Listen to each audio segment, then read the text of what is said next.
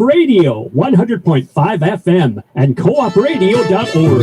It's 5 o'clock and it's Métis Matters Radio time!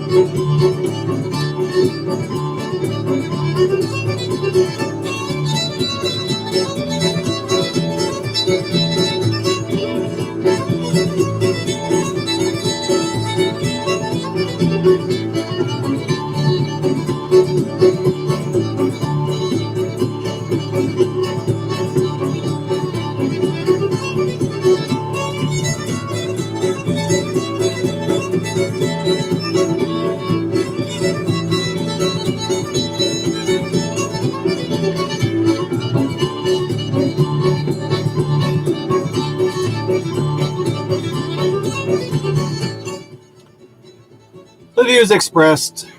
Hang on a sec. I almost get. This is the first time being back in the YouTube mode, folks. Okay. This is my radio and TV disclaimer. The views expressed and opinions given by myself, the host, and their guests do not necessarily reflect those of the CFRO 100.5 FM, your cooperative radio and video, its affiliates and or sponsors. And this music is mine.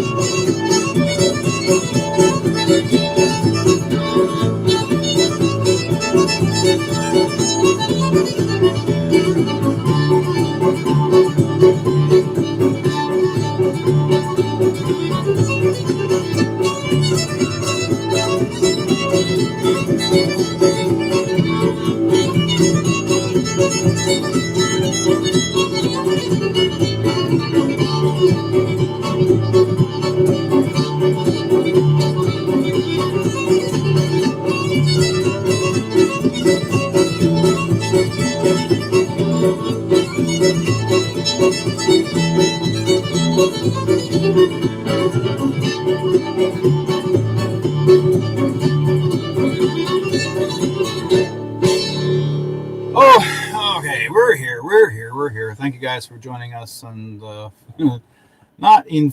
Facebook right now. I just got hacked.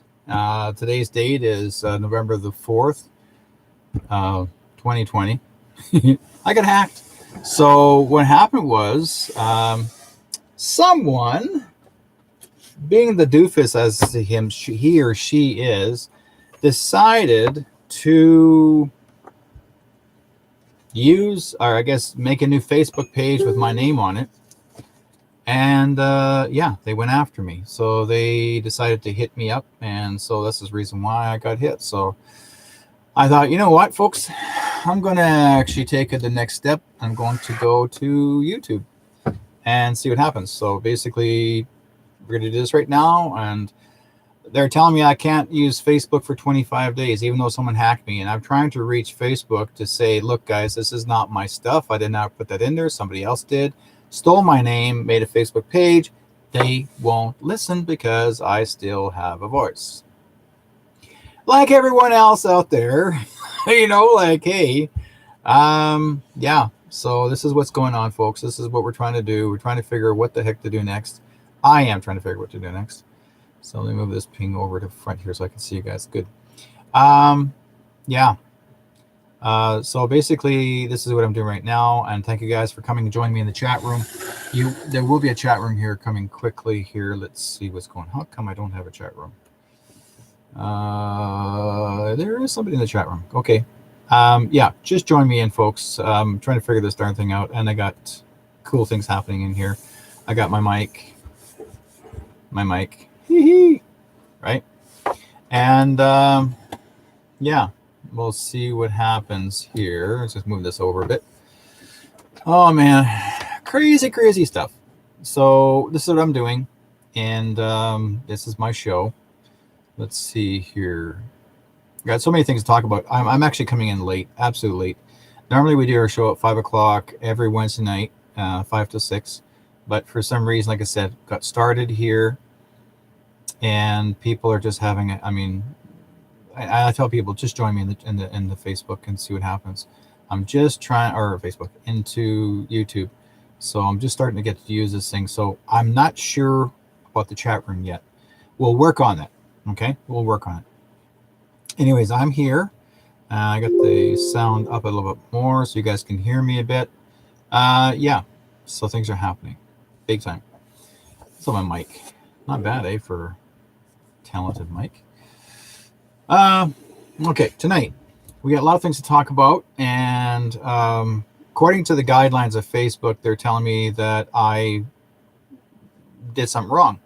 So they canceled me out for 3 days because I was supposed to have said something, which I know I was actually promoting.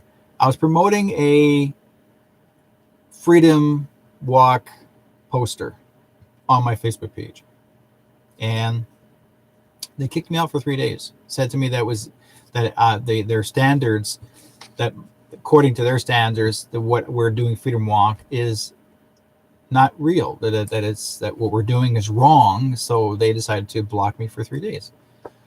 Okay, fine. Left it at that. Didn't make a big deal about it, right?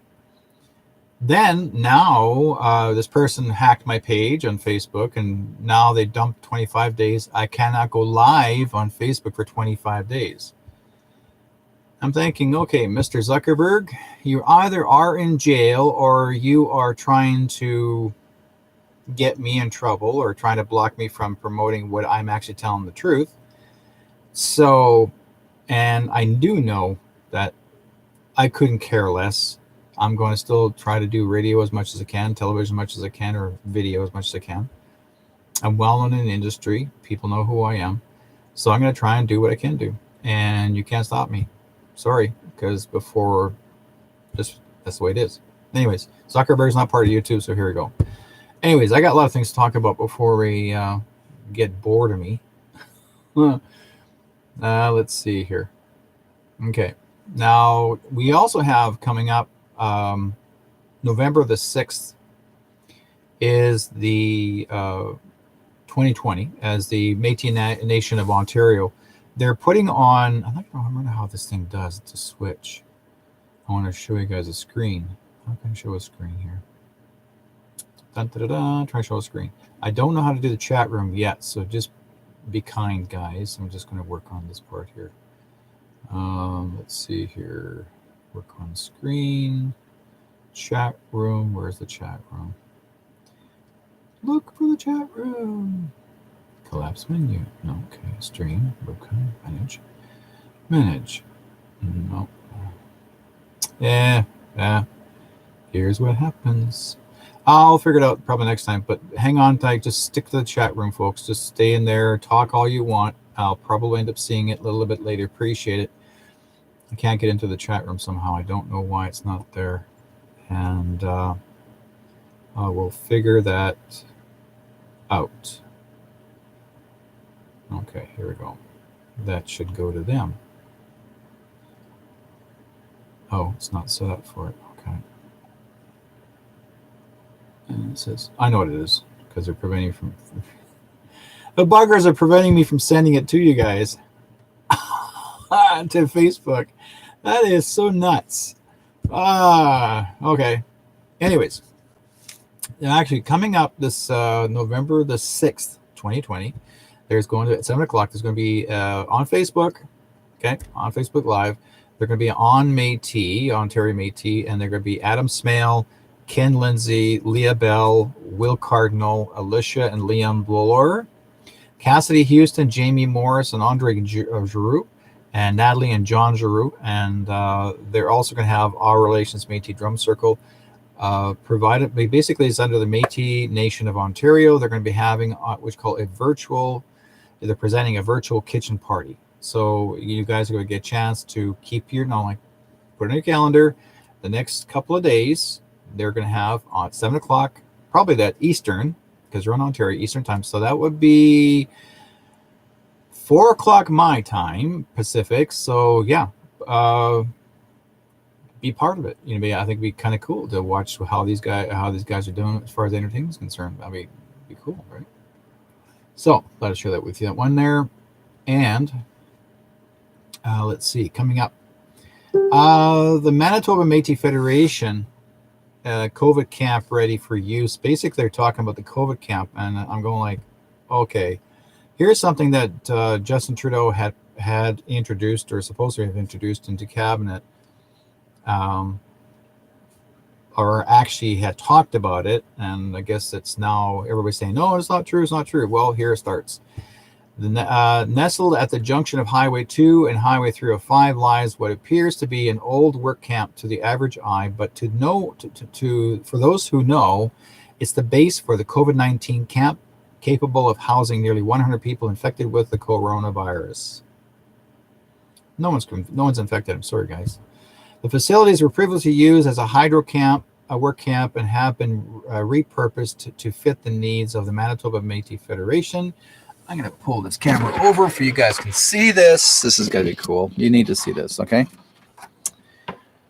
And, okay, here we go. Might be shaky. So the facilities, here's what it looks like. Okay, there's your camp. They're putting the COVID, they're going to be putting COVID people in there. So the Manitoba Métis Federation COVID camp ready for use. But who's going to go in there, okay? So anyways, the facilities were previously used as a oops, my fingers are too tilty. Previously used as a hydro work camp and have been repurposed to fit the needs of the Manitoba Métis Federation. Jack Park, MMF Minister of Energy and Infrastructure, tells us that the state of the camp. Let me just put this back up again. Okay. I'll figure this camera out after we get to switch stuff. So the camp has been used by the COVID-19 patients, but the park knows they'll be ready to host people if the time comes.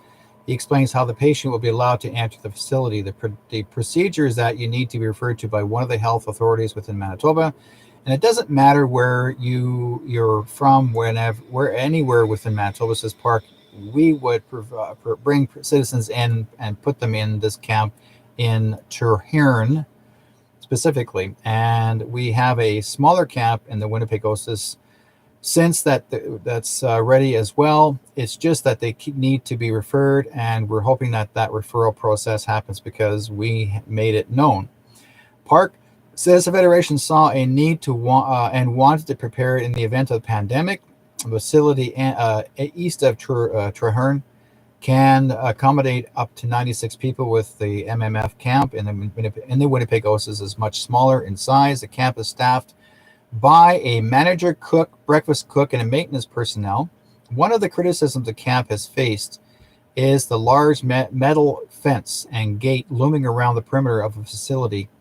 Park stresses they mean no foul, so they say. The main reason we want to fence those camps was to ensure that we didn't have people coming and going without our knowledge, or wandering around the campgrounds or not. They need to stay inside, not be outdoors, and dealing with people that shouldn't be there when we're dealing with COVID-19 situation. Says Park, we need to ensure that there are people that we have in that camp are protected, and we didn't mean anything negative by it. Yes, you are. It was just a safety measure to ensure the people that attend the camp are protected. That means no one visits the person, period. They're in there for a long time. This is not just a 2-week issue. This is actually looking at 30 days to 60 days or even more. The facility has full power, backup generators, and sewage, and the attendees of the camp that will get 3 meals with access to constant cable and Wi-Fi. The camp also features a triage unit, so those who arrive will be properly screened before before shown to their room. Oh man, this sounds like a prison's what it is. We don't want anybody to worry, want people to know that we're there if they need us and we're ready, willing, and be able to help them if they need help. It says Park, and we want to be sure people know that the Manitoba Métis Federation and the Métis N4 Construction are here for them. So what I'm seeing on these photographs these are just trailers. And these are double wides. They're just basically camp trailers that you use in, like say, oil rigs and campgrounds. Those are the kind of trailers you use. So basically, it's just a bed, it's a cot, and a side table, and that's it. Nothing more. Just a cot and a side table. And place you hang your coat. That's it. There's nothing more. There's nothing more there. There's no entertainment. I don't see any entertainment there. I don't see anything to keep yourself occupied. They just tell you that you're locked down. So this editorial was actually released October the 30th, 2020. So it's not something that was made months before. This actually is. And here's what really gets me is, why is the Manitoba Métis Federation are wanting to make COVID camps? Come on, guys, give me a break. Let the government take care of it. Why are you interfering? I mean, you're spending our money, our tax dollars, our given money from the government to make camps to keep your own people in? Really? I'm sorry, guys, but I find that offensive. Absolutely offensive. You're not helping anybody here.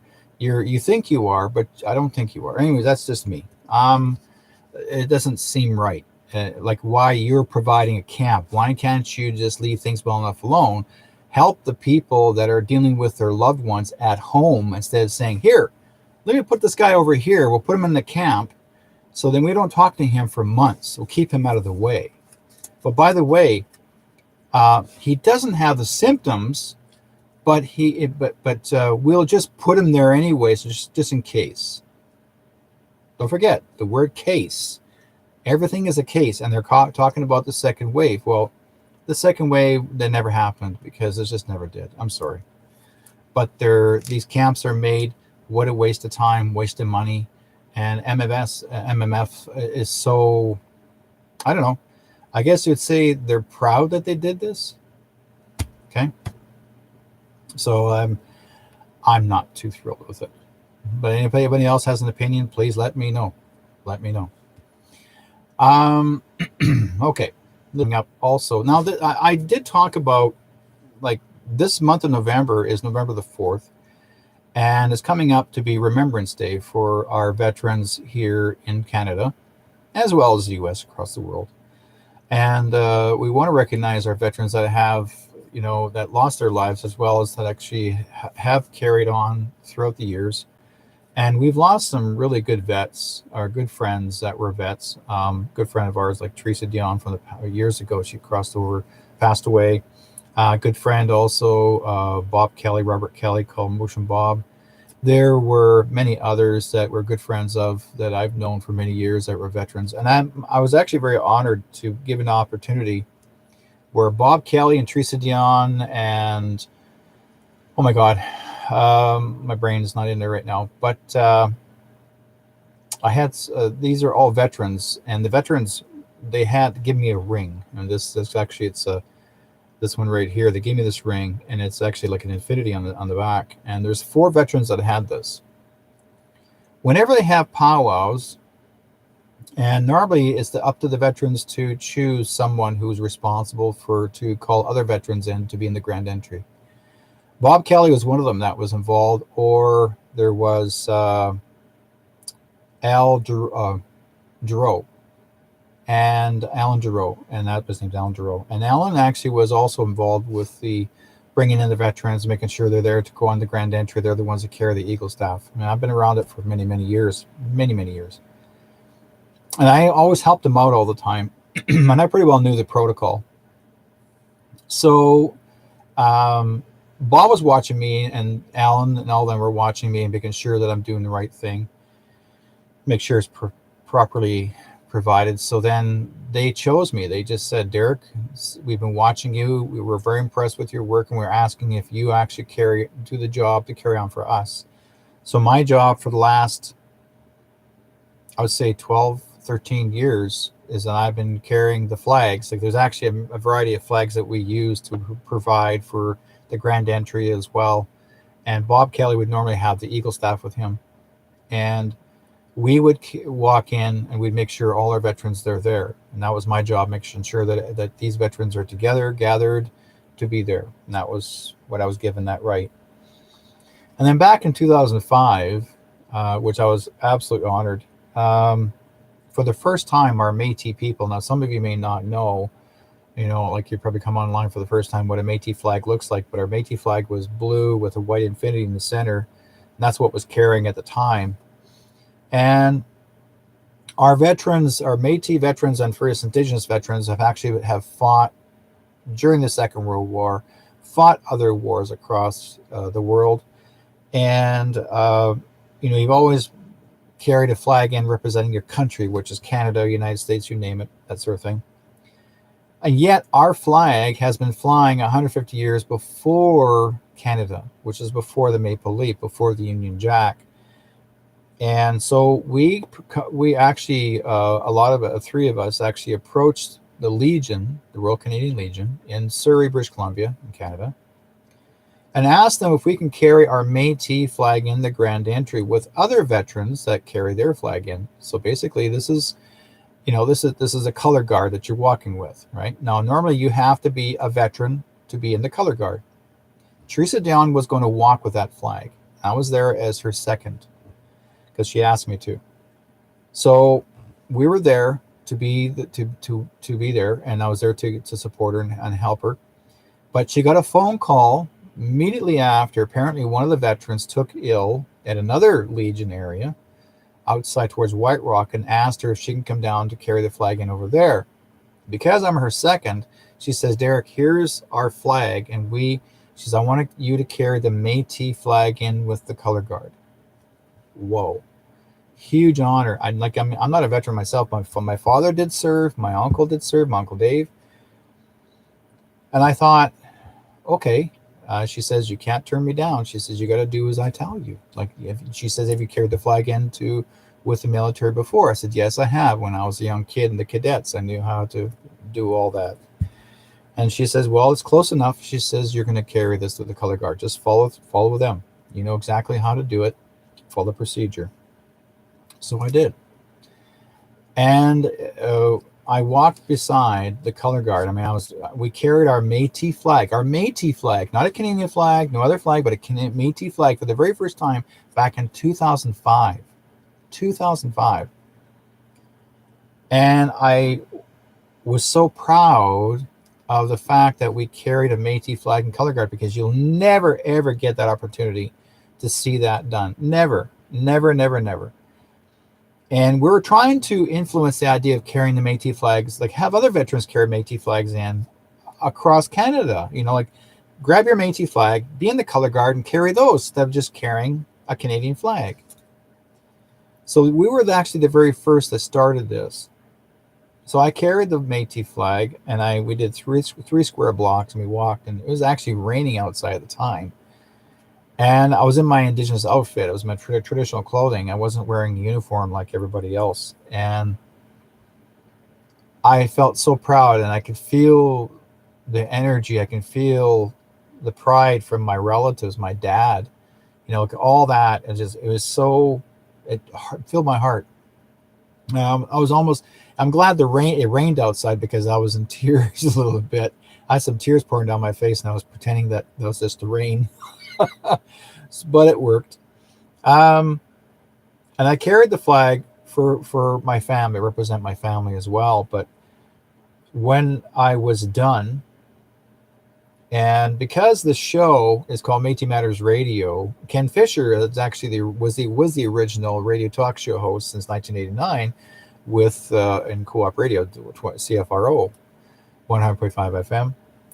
And Ken was the original radio talk show host, and I wasn't part of it back then. But again, at the time, Ken and I were not getting along, so to speak. I was trying to get along with him, but he was the kind of person that didn't want to. I don't know why, but he had issues. He kept on, I don't know, he was just the way he is.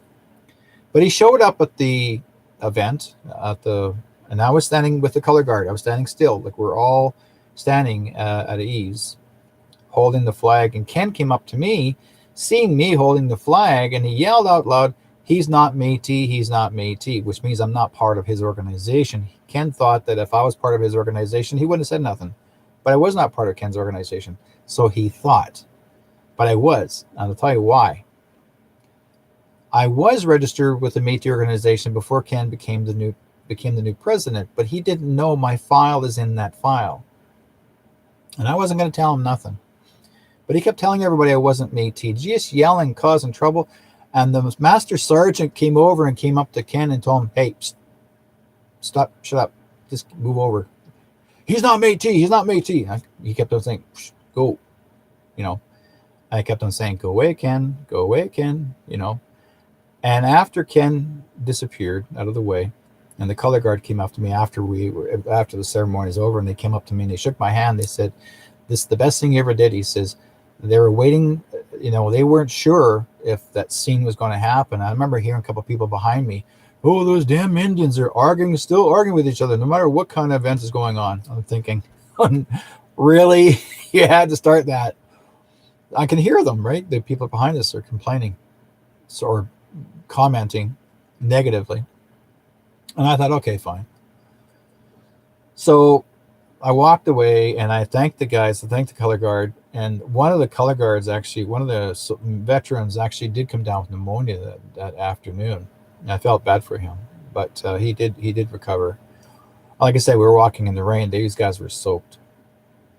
And anyways, after it was done, and Ken came up to the master sergeant, just pointing fingers at me the whole 9 yards. I called Teresa up on the phone after she was done hers, and she told Ken to lay off. She said, "This man, I made him my second. You have no say in the matter.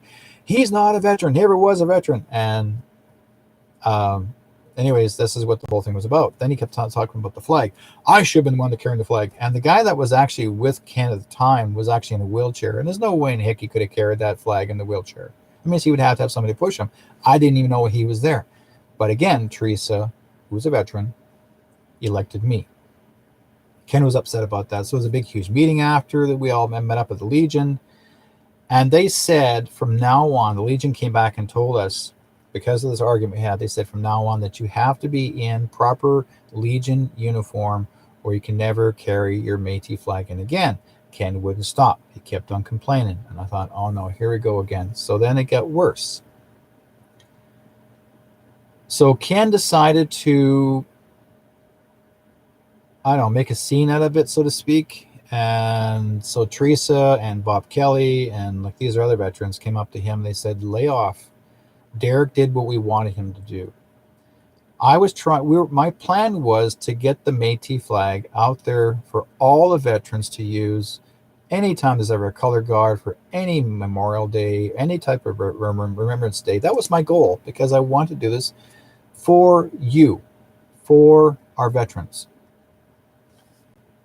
And Ken spoiled it, because they said from now on, you can't carry that flag in, because he kept harping and harping and harping. And so I said, we got to sit and talk here. And I said, look, let me talk to Master Sergeant, talk to them after. And I said, look, this was my goal. This is something that we want to do for our people. You can't let one guy cause all this problem for all of us. So this doesn't make any sense. You can't just have one guy, because he didn't agree with me, because he thinks I'm not Métis enough yet. I'm a member of his damn organization, but because Ken had a disliking for me, because I know why. Ken wanted to be carrying the flag himself, but nobody asked him, because he wasn't there. He's playing the Mr. Photographer. That's why, right? But I didn't know he was a veteran either. He apparently was in the Navy. But according to someone told me after that he was a Navy cadet, and I found out later, no, he really did serve in the Navy, but he wasn't doing anything. He was more at home. He was a Navy, but he never got stationed out anywhere, so he was more like a homebody type of Navy officer. Anyways, he was never provided a post. So anyways, time went by, and so like I said before, I'm still hoping we can still work on this. And anytime there's ever any more Memorial Days or Remembrance Days, and I really, and Bob Kelly and I talked about this, and I said to Bob, he said, we still need to get this flag out there more often. So as often as we can, we try to get our Métis flag out there, whether it's blue or red. Because I remember people saying that the red flag was a battle flag, but it really was not the battle flag. There was another flag that was a battle flag, but the red flag actually was the original settlement flag before the blue. The blue came later. So it's a choice. I mean, you can choose either red or blue. It's up to you. It's up to anybody who wants to make that discretion, right? But I decided to do this, and then I'm still going to do this. I'm determined to make sure that our Métis community and our veterans, hopefully one or so, and if they are still doing it, if they're going to try and do it, great. But I want you guys, I'm asking you guys, you know, it's important that we need to get our Métis flag noticed more often. So we need our veterans, the veterans, to carry a Métis flag with the color guard in any memorial time period. But make sure the flag, and get your flag recognized by the military, so then it can be carried in all the time. Because this, I mean, I was the very first person who started this idea. I know I was. There's nobody else. I asked around. I'm still looking for the photographs. Apparently people took a lot of pictures of us at the color guard. I can't find no photos of me carrying the flags. I'm asking out there until I found out, someone told me, oh, I got pictures. Then send them to me. I still need these pictures. They're important, so then others can see that we did carry those flags, the Métis flag and the color guard. It's important because once that is exposed to the public on, whether it's any kind of search engine, any kind of, whether it's Facebook, whether it's YouTube, you name it, any kind of page. I'm using Parler, and there's actually another one I'm using. It's called Inked, INKDsocial.com. INKDsocial.com. This is the one I'm using now. I'm also using Parler because these are safe places. You can do anything you want. You can talk about anything you want there. The Facebook is not involved. They're not. See, basically right now what Facebook is doing, if you make a comment, if I made a comment about Louis Riel, or like right now I'm asking for Louis Riel. I've been talking about having to have Louis Riel exonerated many years ago, because I'm related to Riel, through Lagemondia. And yet, there are people in Manitoba that don't, and I'm actually from Manitoba. People from Manitoba are saying, no, we don't want Riel exonerated. Why? Because then they don't get money from the government. As long as they keep talking about Riel having to be, it was unfair that he was considered a traitor to Canada because he was hung and executed, and they're still playing the same woe is me role. Okay, I know he's the founding father of Canada. Before, Macdonald was the one that actually was the crap disturber. Macdonald was the one that wanted Riel dead. He did. He wanted Riel dead because Riel was smart. And the reason why all that happened is because we didn't have, Canada back in 1860s did not have, like we had the Upper Canada and Lower Canada. We didn't have Canada. It was divided in two parts. So everything from Manitoba down, besides British Columbia, was Riel's territory. Anything above that was John A. Macdonald's territory. But because Riel was smart, Macdonald had to get him out of the way and come up with some means of ways. This again, he wanted him dead, out of the way. You think about it, folks. This actually was Macdonald was an evil man. This is what he did. He didn't want nobody. He didn't want this guy alive because what Riel wanted was fairness of his people. We're Métis. We're half Indigenous people. Like some people don't like even using that word Indigenous. We're half European, half First Nations. Whether it's Cree, Saulteaux, Huron, Mi'kmaq, we were half. That's who we were. Everything from all the way from the East Coast to the West. And yet, we have our Canadian government still playing on the fence. We have David Chartrand, who's actually president of MMF. We have Clem Charchet, who's the leader, or was one of the leaders of the Métis Nation or Métis National Council, MNC.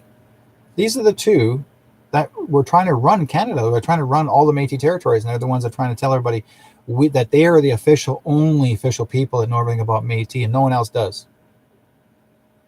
And they're making claim that they're the ones that are telling who's Métis and who's not.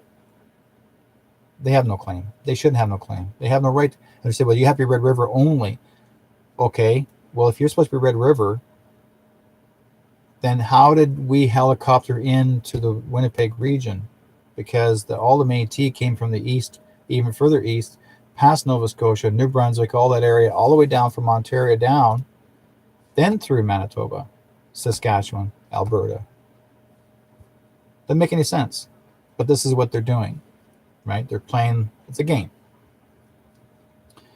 So anyways, this is basically, I'm talking about our Métis flag. It's important that, again, it's important that everyone needs to know, having to have our Métis flag out there and identified by the military. We need to do this. I want to share that with you, because the way I talk about it is November the 11th,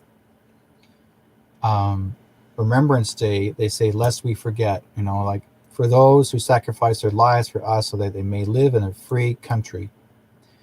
We're asking you to buy a poppy for those that have fallen, and each poppy represents a soldier that had died for you or had fallen for you. It's all in Canada and across the Turtle Island. The veterans today need your support, and think of them as well as your relative that had fought for you, because some of your relatives may have been in the military, whether you're Indigenous or not.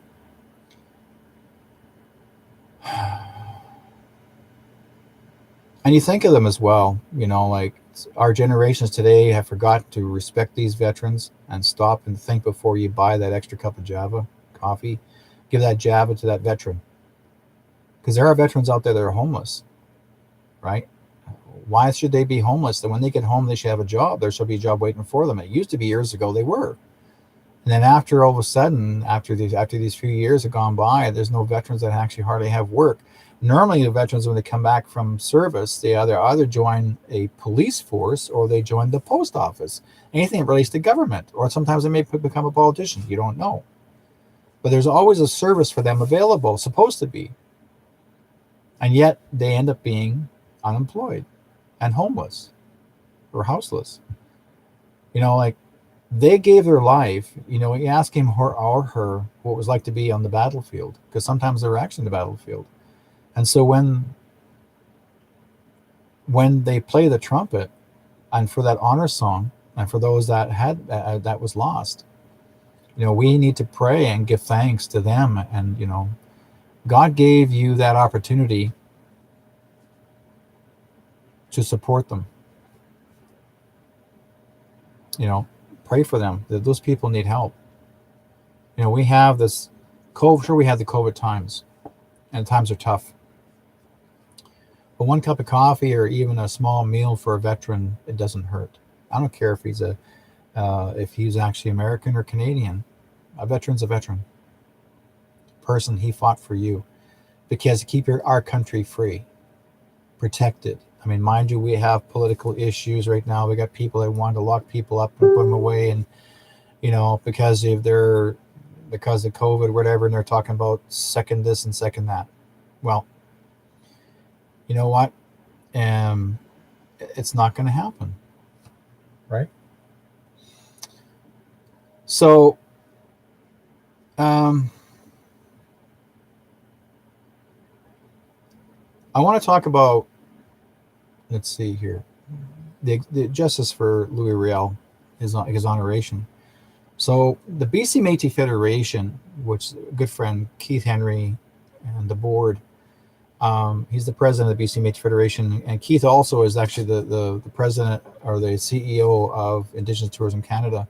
And these guys like to try and get as much information and travel information for people that are touring to get to know what our people are like, our Indigenous people, as well as First Nations, Métis, and Inuit. So basically, we're looking for right now is justice for Louis Riel, and which requires exoneration. For 135 years, the Métis have suffered the indignity of having their iconic leader, Louis Riel, denied justice. And it is high time that the legal, political, and judicial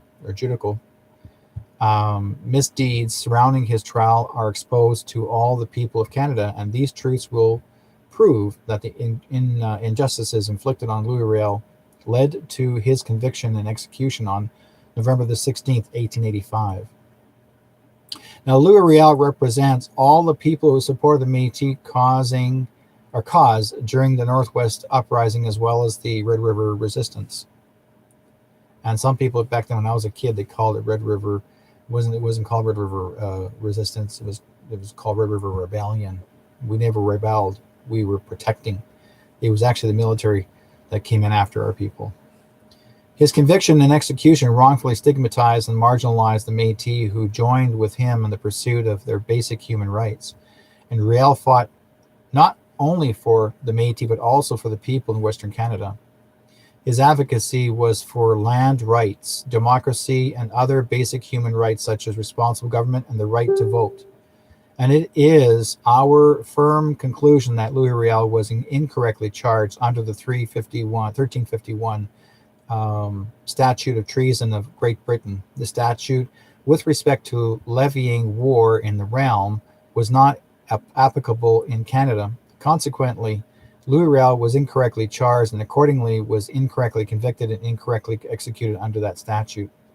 Thus, Louis Riel must be exonerated by, and it's actually written by George and Terry Goulet.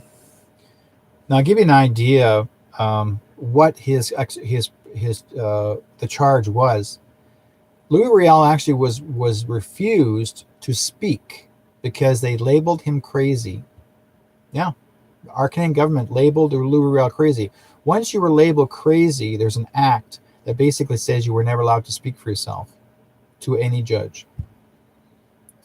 That's why they put that on him. So it's an old act that took place back in the year 1351, and that's basically it's an old treason act.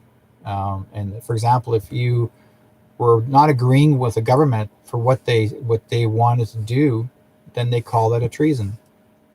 You didn't have a voice. Only the queen or the king would have the voice, and even though it said, "Well, I don't agree, madam," or king, or whatever your name, your honor, or whoever it was, your majesty. If you didn't agree, so basically, here's an English country who took over our country in Canada, and that's something I just couldn't get my head around this for years.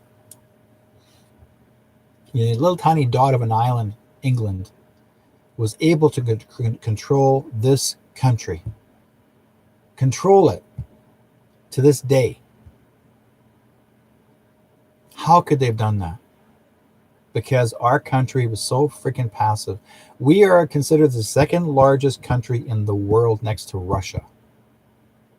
And our population here, right? I mean, as far as occupational land has not been discovered, is about 3/4 of the land in our country has not been explored yet. 3/4 of the country hasn't been explored, and yet they're calling it overpopulated. Really? Has anybody really looked to see if we're overpopulated? There's plenty of room. They just don't want us to mingle with the wildlife, the bears and the tigers. No, there's no tigers. Cougars, moose, the big ones, right? They're afraid that they're going to get eaten or stomped on.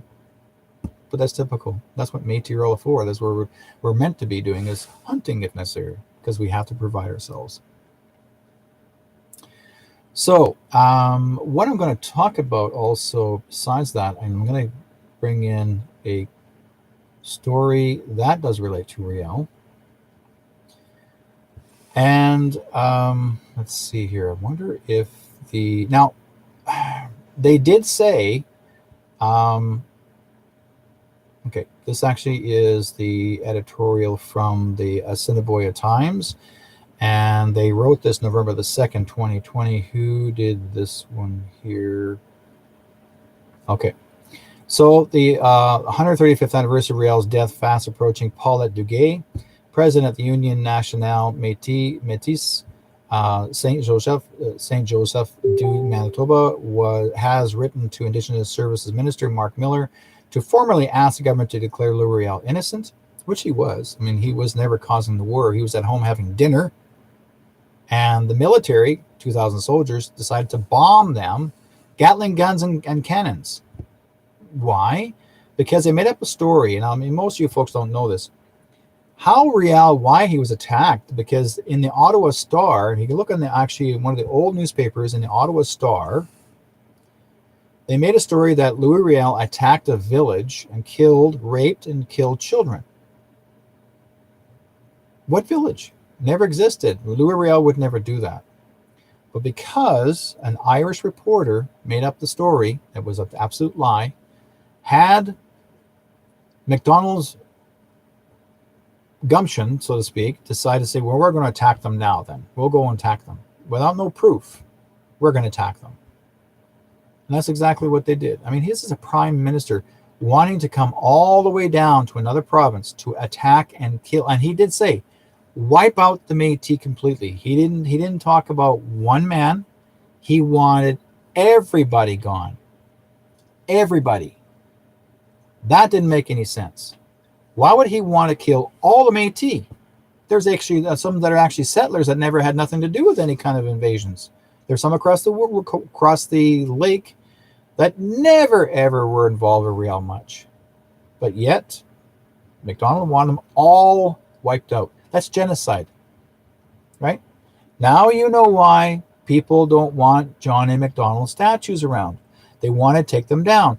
So he's not a man who helped create Confederation. Sure, he was there, but he was an evil man because he was told by the Queen to wipe out whatever is in your way. And the main thing was over the railroad. They wanted to bring in the Pacific Railroad in. And Riel's deal was, you pay us, we'll let you bring in the railroad. No, they didn't do that. They wanted to kill them all, just like the typical soldiers with Indians back in those years. We're not going to negotiate with you. We'll just take the land and kill you all, call you all savages. That's what they did. So they carried that history. They made the history as if we're the bad guys. Always did. They made the history that they want to make the Indian the bad guys. They always did in movies. Till they realized after that the mistakes they made, now they have to do a public apology. And we still need those apologies. Now, sure, we've had an apology back in 2008. I was part of the Residential School Survivor program. I was actually one of the Métis that went out there with 250 of us from across Canada and waited for Health Canada to apologize with Harper, who was our prime minister at the time. And this is actually a healing program that's supposed to have taken place.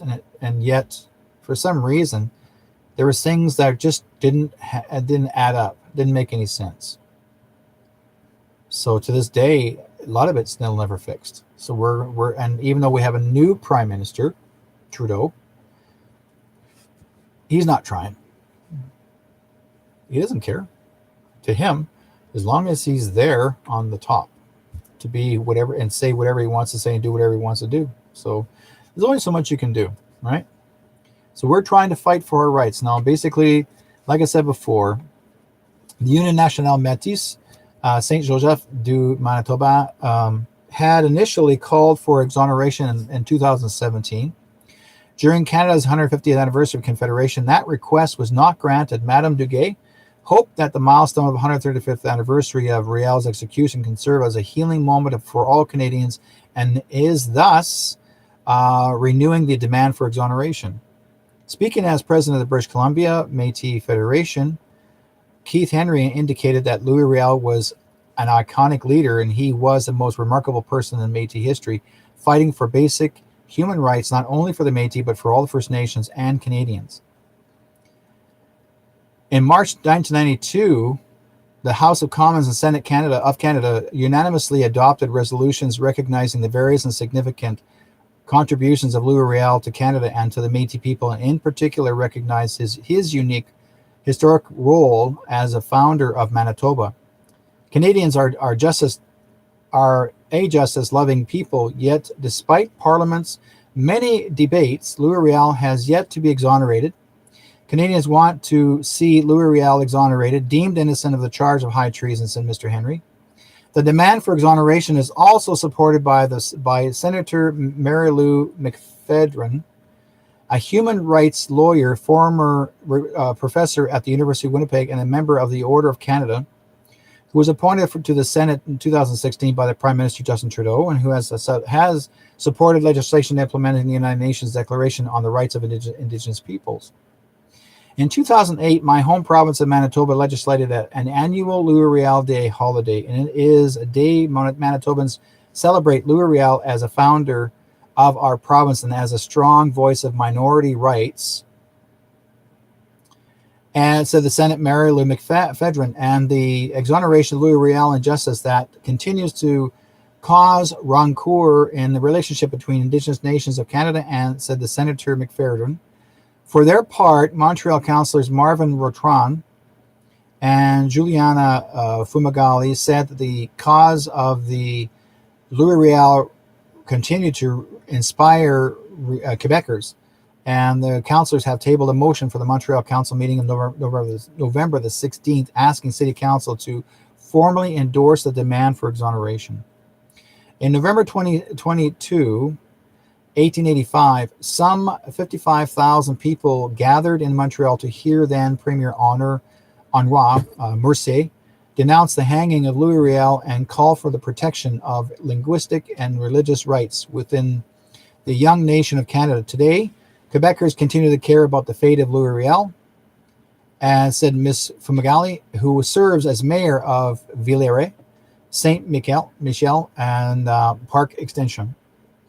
Councillor Rotron, the Dean of Council of Montreal Council, originally raised the matter of exoneration at January 2017 council meeting, at which then Mayor Denis Cordier gave his complete support. Cordier indicated that when he had served as member of the Parliament, he had in 1996 proposed the C-417, which called for exoneration of Louis Riel, only to see that the bill to obtain unanimous consent.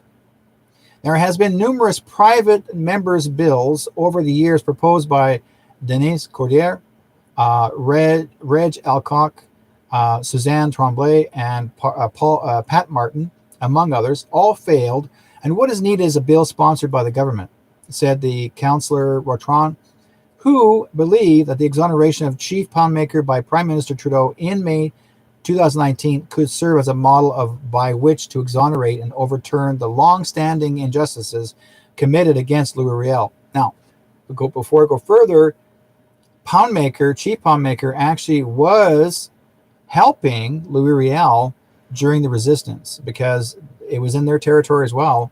But because MacDonald actually advised Poundmaker to back off, or his people won't get no food. Think about it. Well-known Métis historians St. George and Terry Goulet concurred that it is time for the Government of Canada to act. They say righting the wrongs of the past is vital in promoting reconciliation, resolving negotiations that can redefine the relationship between Canada and its Indigenous people. On March 26, 2018, the Government of Canada exonerated 6 Chilcotin war chiefs of any crime or wrongdoing during the Chilcotin War of 1864. Canada recognized that these 6 chiefs were leaders of a nation, that they acted in accordance with their laws and traditions, and are regarded as heroes of their people, said George Goulet. He indicated that the exoneration of war chiefs should allow the Government of Canada to act upon the demand for Louis Riel to be declared innocent. Now, what you may not know, the Chilcotin War of 1864, that actually is based on when the Queen Victoria came into New Westminster in British Columbia. They made a settlement there, and when they were trying to send out builders to build more land and to basically start villages, they were building on Chilcotin land already, without permission. They didn't approach the chiefs. The chiefs are going like, what are you doing? Like, this is our territory, our hunting territory. Why all of a sudden you're just building here? And I guess the builders just told them, like, attacked them and said, we can do whatever I want. This because Queen Victoria told us to. So they defend themselves. Okay, these are 6 chiefs, 6 nations, and their people defended themselves, and yet they killed the builders. Right. In the meantime, the government came in and said, take these chiefs and have them hung, executed. Why? They're defending their land. That's how they're doing it. They're defending their land. That's all it was about. So today, under Canadian law, Riel is convicted criminal traitor, and in the interests of reconciliation with the Métis people, this stain must remain, and Riel must be exonerated, concluded Terry Goulet. Now, the campaign is also supported by many organizations working to promote civil liberties, notably the Canadian Civil Liberties Association. And if treason is the crime of not bowing down to the crown, then I, as a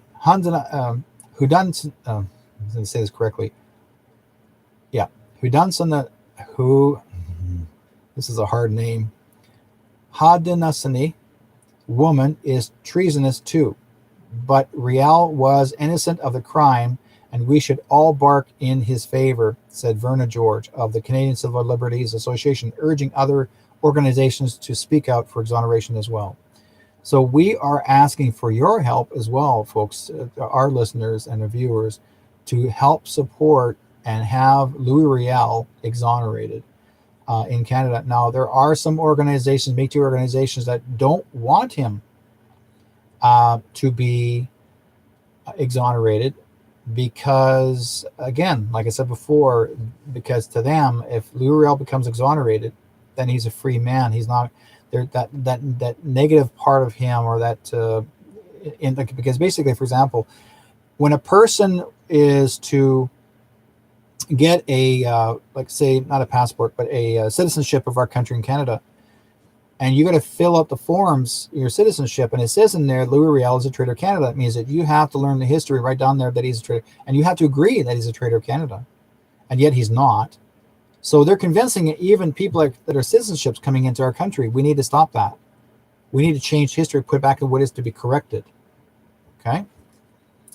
So I think that's enough for this time. Anyways, thank you guys for watching me, listening to me here. It's the first time that I've been doing Métis Matters this way. I'm going to have to do this for a few weeks at least until I might do it all the time. But it's come to the point where it gets to be ridiculous, where their Facebook has gone too far. They're trying to control everything you say. When you open your mouth, and if they don't agree with it, they're telling you they're going to stop you from going live. Well, I think that's stupid on their part, because I talk about what's right. I'm just informing the public what's going on. I didn't talk about politics. I talked about history. And yet they don't like, and then right now, again, also on Facebook, I got hacked. Someone's actually started up another page that has my name on it, and they put all this negative stuff in there to say I'm the one that did it, and I did not. So now I got to fix that up, because I'm going to get myself out of jail for 30 days by them, right? They're saying I can't go live for 30 days. Well, it doesn't make any sense. They put me in jail for 3 days because I was putting up a poster for freedom walking. Now they're saying I'm being also not allowed to do something for 30 days. For what? Because they said I did this picture, put this picture in there. I didn't do nothing. That somebody else did that. They used my name. So now I get, okay. Anyways, I'm not gonna make a big deal about it, but to let you guys know about this. And so let me know. If you want to find me, you can contact MétisMattersRadio@gmail.com. I'm Derrick Whiteskycloud. Thank you for joining, guys. And we're gonna have a great time. Let's see. We're gonna go out with a slow song. Or a quick song. Well, maybe the same song. The Red River Jig actually is never recorded by anyone. I mean, as a one person.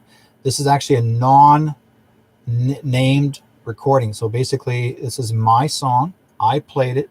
It's not to be making money on it. I don't make money on this. This is not monetized. This is actually a program. This is about Métis Matters Radio. Anyways, take care, guys. Talk to you